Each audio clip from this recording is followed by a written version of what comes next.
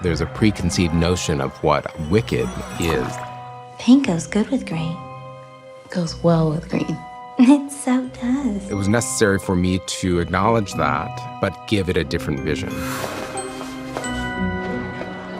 I felt empowered to really explode into a world that is really reflective of how I use costume to tell stories.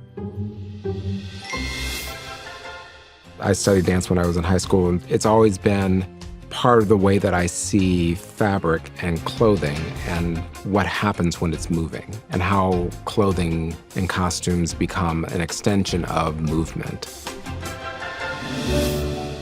It is a world of contrasts. The color palette for Elphaba is black. I use a lot of pleating and felting. I wanted to align her with the animal world. And with Glinda, it's much more about curves, softness, and femininity. There's a lot of pink. Please. A world without worry.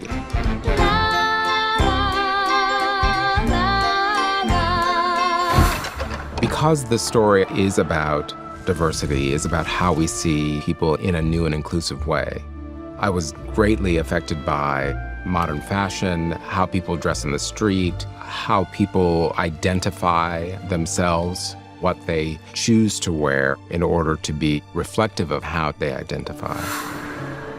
When you see the world of shiz and how young students are dressing, and you compare that to how young students are dressing today in our culture, but to make that a fantasy world, a fantasy silhouette, it was important to create a world that had a newness, had a quality of exploration, and definitely had a quality of self-expression.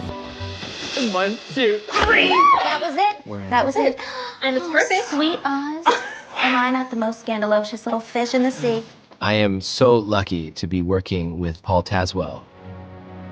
It's great to work with an artist that has the room to really create and isn't just trying to serve, but is trying to think of the story and the emotion of every scene that we're doing and creating costumes that accordingly present that story. If Elphaba's feeling lonely and out of place, how do you dress everybody so she feels out? Elphaba, she is seen literally as an outsider. She has made a choice when her mother passed away to draw towards black. It starts as a color of mourning, but then it is just her identifying color.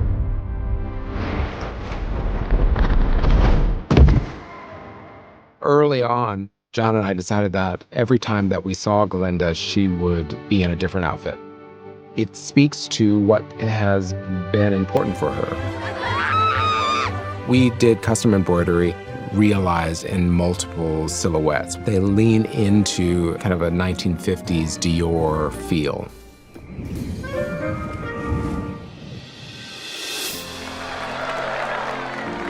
It's good to see me, isn't it? When you look at Munchkinland, we see her in the pink bubble dress, her most iconic look. The amazing dressmaker for Glinda, he went about approaching it from the Fibonacci spiral and creating shapes, using that as a springboard, and then evolving that into the dress that we have now. If there are no further questions, I'm gonna go. And also within that world, the texture of those buildings, the stucco and the thatched roofs and the overall silhouette of those homes, I was reflecting that in the silhouettes of the people and the textures of their clothing and the kind of fabrics that they were using and the shapes of the hats. The same with deco and how that relates to the world of Emerald City, because it has a more technical kind of clockwork quality. The wizard will see you now!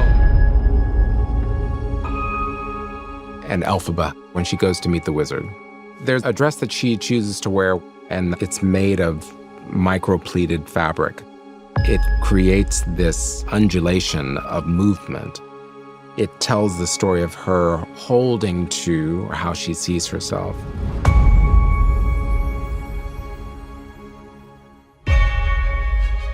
We have within our workshop probably 150 artisans that have been a part of creating this world so that we can get the most original look that we possibly can.